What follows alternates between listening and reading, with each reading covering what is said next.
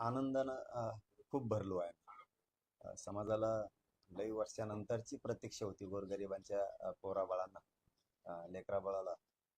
ते त्यांची अखेर इच्छा पूर्ण झालीच. गरीब मराठी लढले आणि आरक्षण मिळवलं. मराठवाडा 100% पूर्ण आरक्षणात गेलाच म्हणून समजायचं. आता जे आर निघाला, कायदा पारित झाला. आता ही काय लहान सहान गोष्ट नाही. मराठी मुंबईत जाऊन कायदाच पारित करून आले. सातारा संस्थांचं 1 महिन्याच्या आत पश्चिम महाराष्ट्र पूर्ण जाईल. सध्या दौरा काही नाहीये, पण या दौऱ्याच्या निमित्तानं मला एक महत्वाची आठवण आली. ती मी माझ्या मराठा बांधवांसाठी महाराष्ट्रभरात सांगतो.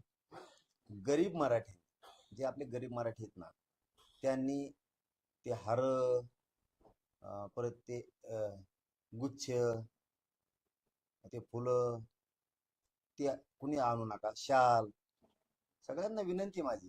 त्याचं कारण आहे, काल ना 1 ते 1.5 ट्रक भरली असं गॅलेक्सी हॉस्पिटल त्या गुच्छेने. किती खर्च व्हायला लागला विनाकारण समाजासाठी. कुणाचा 100 रुपयाचा असन, कुणा 200चा असन, कुणाचा 500चा असन, कुणाचा 1000चा असन. माझी सगळ्यांना विनंती, समाज मोठा करायचा आहे, मोठी चालवलं तर आपण घेऊन. गरीब मराठ्यांनी आजपासूनच कधीच हार आणायचा नाही, कधीच गुच्छ पण आणायचा नाही, कधी शाल पण आणायची. 100-150 रुपये वाचतील सगळ्यांचे, कोणाचे 200 वाचतील, 300 वाचतील. समाज मोठा करायचा, याच्यासाठी आजपासून आपण ते आता हरतुरे घेणार नाहीये. परत ते शाल पण नाही. त्या खर्चाचं गोरगरिबाच्या मराठीच्या एखाद्याच्या शिकणाऱ्या लेकराला आपल्याला काय मदत करता येईल ते आपण ठरवू. ते जे वायफट पैसे चाललेत आपले हरात तुऱ्यात, ते बुक्की आणान, कुठं काय आणान, शाली घ्यान, याच्यात जे आपला पैसा चाललाय गोरगरीब मराठ्यांच्या लेकरासाठी, आपल्याला कुठं ती पैसे देता येतील का? तेवढेच पैसे त्याला, ते आपण काहीतरी काढू, ती स्कीम काढल्यासारखी काही धोरण ठरवू. परंतु आता ते मात्र बंद करा. काल आम्ही अक्षरशः बघितलं, हॉस्पिटलच्या पुढे मोठा ढिगल लागला होता. जर 1-1 आणि 1.5 ट्रका नुसत्या त्या गुच्छेने भरणार असल्या तर माझ्या समाजात तो खर्च किती होतो, ही मात्र मला कालपासून सांगायचं होतं. आज मराठा समाजाने हे आता लक्षात ठेवा. काय नाही, तुम्ही फक्त घरातलं आपलं कुंकू जरी आणलं आणि ते जरी लावलं तरी बस. तुम्ही म्हणताय की मराठी मुंबईमध्ये गेले, लढले, आरक्षण मिळवले, परंतु एकीकडे दुसरीकडे भाजप श्रेय मिळवायचा प्रयत्न करते. मुंबई ठाणे देवाभाऊचे बॅनर फिरवते. मराठा आरक्षणावर भाजपने कॅम्पेन सुरू केले. कोणी बॅनर लावा, कोणी काय कॅम्पेन करायचं तर करा. JR ची अंमलबजावणी तातडीनं करून हैदराबादच्या गॅझेटियरनुसार त्या नोंदीच्या आधारे मराठवाड्यातला हा सगळा मराठा हा कुणबी आहे, ते प्रमाणपत्र वाटायला लवकर सुरुवात करा. आम्ही पुन्हा एकदा तुमचं कौतुकाने आभार मानू आणि मानणार पण आहे.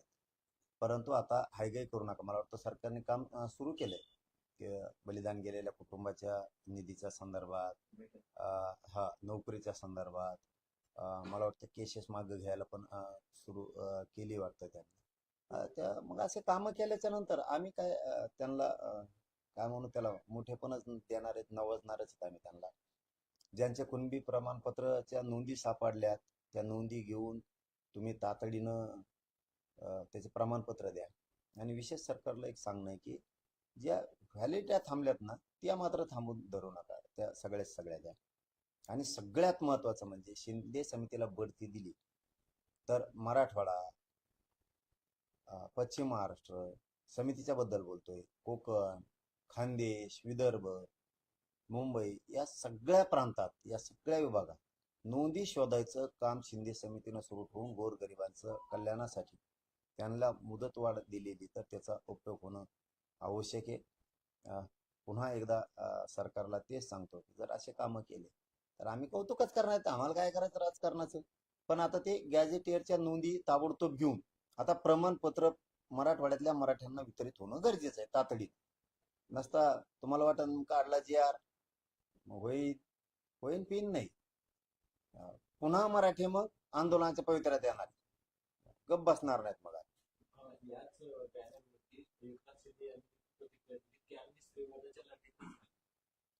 नाही, आणि ती माणूस तसा नाही. शिंदे साहेब म्हणजे मोकळा ढाकळा माणूस. काय असं हे काय नाही. काम करणारा माणूस हे काम करतो कणाकण, तो पण मोकळा ढाकळा माणूस. कोर्टात त्यावेळी या संदर्भात दाखल करा. नाही ते मला माहित. तुम्ही काही करता काही दमच निघत नाहीत ना, काही होत नाही. जे आर ओके, टेन्शन नाही घ्यायचं. बुळबुळ करणाऱ्याला कळू द्यायची. तुमच्या लेकरा बाळाला गरीब मराठ्यांच्या मी देतोय ना, जे आर ओके. आणि जरी काही असलं, कसला जे आर काढला तरी नंतर दुरुस्ती करावीच लागती. कोणाचा पण सांगतो तुम्हाला.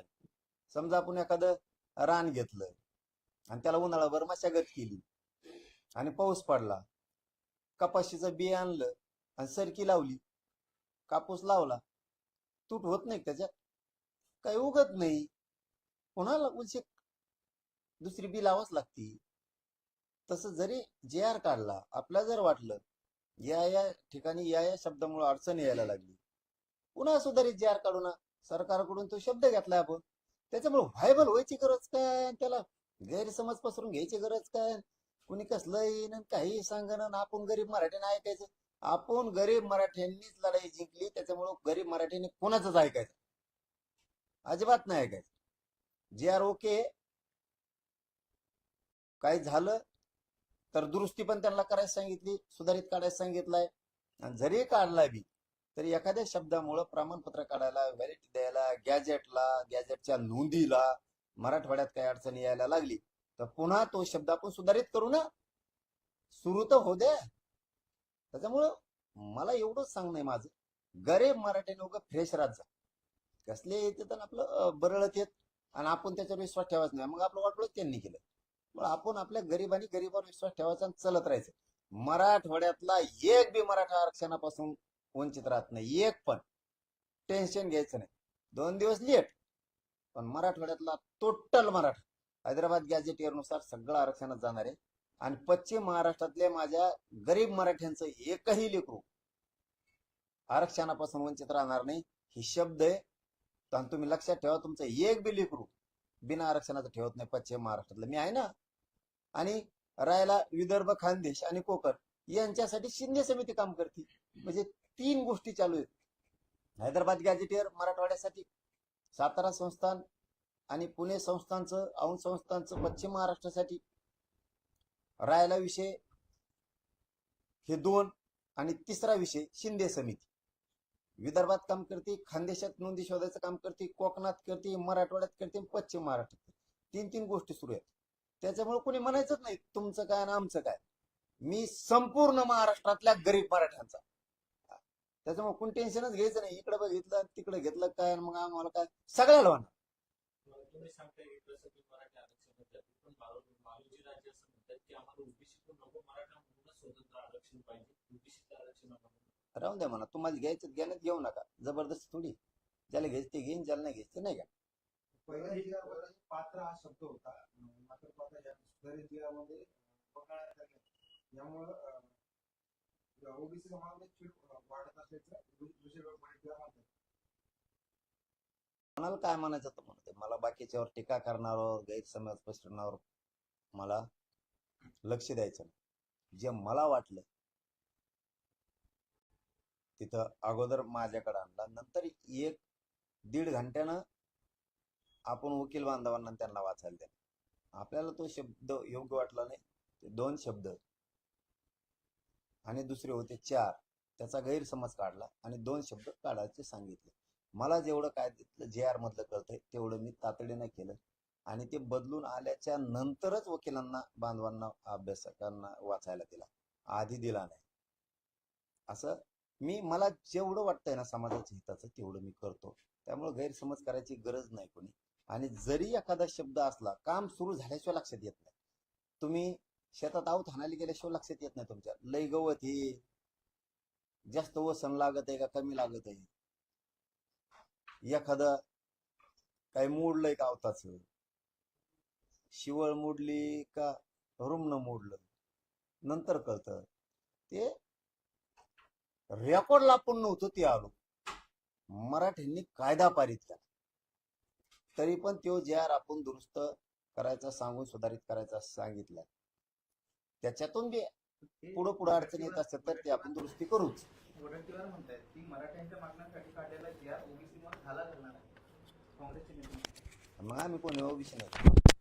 पात्र हा शब्द वगळल्यामुळे पहिला जी आर काढला त्यामध्ये पात्र शब्द होता, मात्र तो पात्र शब्द वगळल्यानंतर हा सरसकट जी आर झालाय आणि हा जर ते जी आर काढला असेल तर तो ओबीसीसाठी अन्यायकारक आहे. मला वाटलं पात्र शब्द योग्य नाही, मी तातडीनं ते 2 मिनिटाचा खेळ असेल फक्त, वाचणं आणि बघणं, खालचं वाचेलच नाही पुन्हा, वरच म्हणलं हे काय हे जमत, 1-1.5 मिनिटाचा खेळ पण देऊ. त्याच शब्दामुळे ओबीसी म्हणून अन्याय होतो ना. अरे आम्ही ओबीसी आहेत ना, ओबीसीवर कसं काय, आम्ही ओबीसी आहेत ना. मराठा आरक्षण विरोधात आता ओबीसी पुन्हा एकदा एल्गार करणार आहेत, रस्त्यावर उतरण्याचा इशारा दिलाय. ऑक्टोबरमध्ये नागपुरात